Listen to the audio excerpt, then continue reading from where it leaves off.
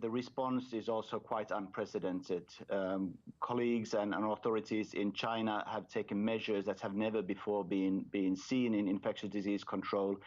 And the amount of scientific assessments coming out of this situation within the last 2 months is also something which has been just difficult to follow how fast things are moving. I just want you to talk to us about Italy for a moment and your thoughts on the way that COVID-19 has hit Italy so quickly and so widely. For the past few weeks, we have been saying that there is a real possibility to see imported cases in Europe and see these kind of clusters of small outbreaks emerging from those clusters. And we do believe that there is still a moderate to high risk of seeing similar kind of events happening in other countries in Europe.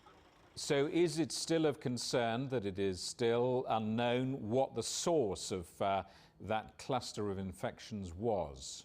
Right now, it's mainly of academic interest. I think it is very clear at this stage that the vast majority of the cases are getting infected from other people. What the original source was and whether it was a direct infection from bats, bat droppings, or there was an intermediary animal host in between, that will be an important piece of research going forward to prevent future events like this. But right now, in managing this global outbreak, it's not really of major importance anymore. Are travel restrictions effective? I wonder what are the risks that they perhaps can create as well as solve. Travel restrictions are really complicated in these situations, and as you may have heard, WHO definitely advises against such travel restrictions.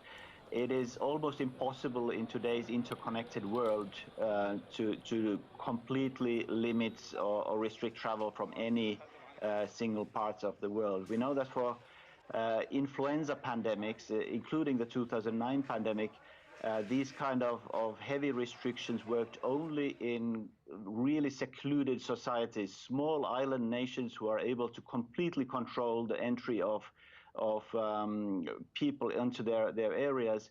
And in those situations, you can certainly delay the entry of the virus into the area and the country, but even that delay is a temporary measure.